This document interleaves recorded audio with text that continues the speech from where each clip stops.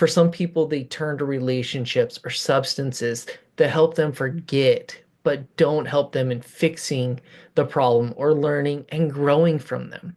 Sure, there are times that we simply want to forget or not feel the sting for a little bit. I totally get that. And be honest, I fell in that trap, and I can promise you it doesn't help. Welcome back to Defeating Weekly. I'm your host, Craig Olson. Thank you for checking out this week's episode. We're into week 2 of the new year. Super excited for the things that I'm starting to think about. You guys, I'm trying to become more and more motivated because I feel so strongly about the messages and the purpose of this podcast, and really hoping to continue to share the messages I have. I'm really excited about today's episode as it's something that we all struggle with. I know I frequently struggle with this, and I have struggled with it throughout my life, and this is super important for us to hear. So please listen up, tune in, and be ready to learn and take away the information. And the idea for this week is the idea of finding healthy ways to cope with things we're struggling with. Life is constantly throwing us curveballs that we didn't see coming. We swing and miss by a mile and find ourselves reeling with an idea of, where do I go now? Life will go against you, and it requires you to find ways to work through these and cope with these struggles. For some people, they turn to relationships or substances that help them forget, but don't help them in fixing the problem or learning and growing from them. Sure, there are times that we simply want to forget or not feel the sting for a little bit.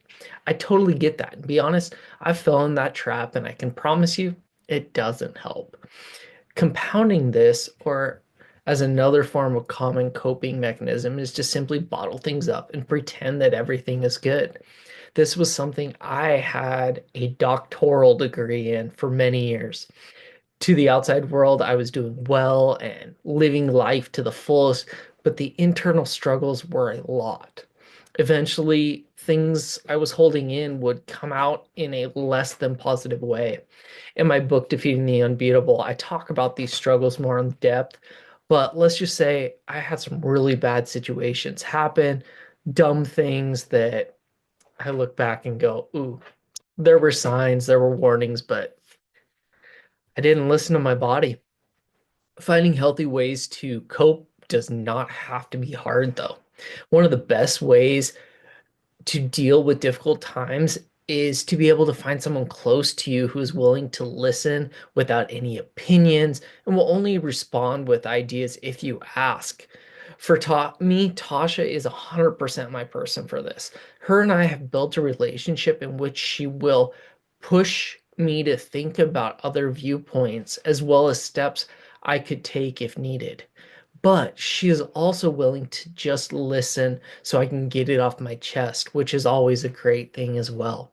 Another great strategy I frequently use is finding hobbies that allow you to unwind in a positive way. Working out, great strategy, as it's something that is physical and allows you to burn up some of that pent up energy you're feeling.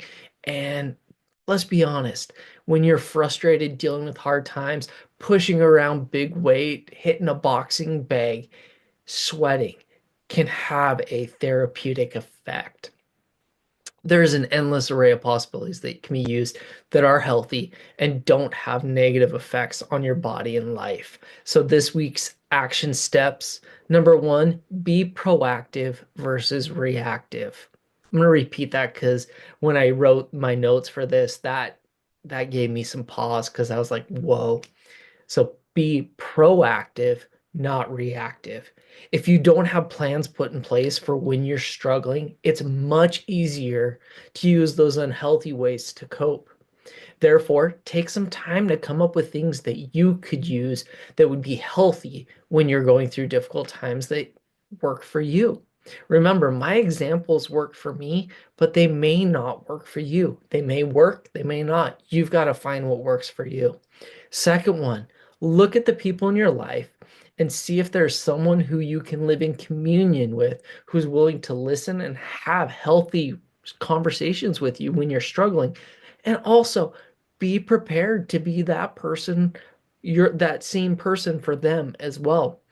There's going to be friends in your life who you have a lot of fun with, but they may not necessarily be fit to fit the needs of this particular type of conversation. So choose carefully. This week's quotes: resilience isn't a single skill. It's a variety of skills and coping mechanisms. To bounce back from bumps in the road as well as failures, you should focus on emphasizing the positive. So, looking for those positive pieces to be able to help you cope through those difficult ones. And that was by Gene Katsky. The second one, it's my focus statement for this year. Improvement requires consistency and follow through. Hashtag earcaft. Still working on that. Doesn't have quite the Tekoa, but we're getting there. You guys, as always, I appreciate you. I love you guys. I thank you. Hope you guys have a great day and defeat the week.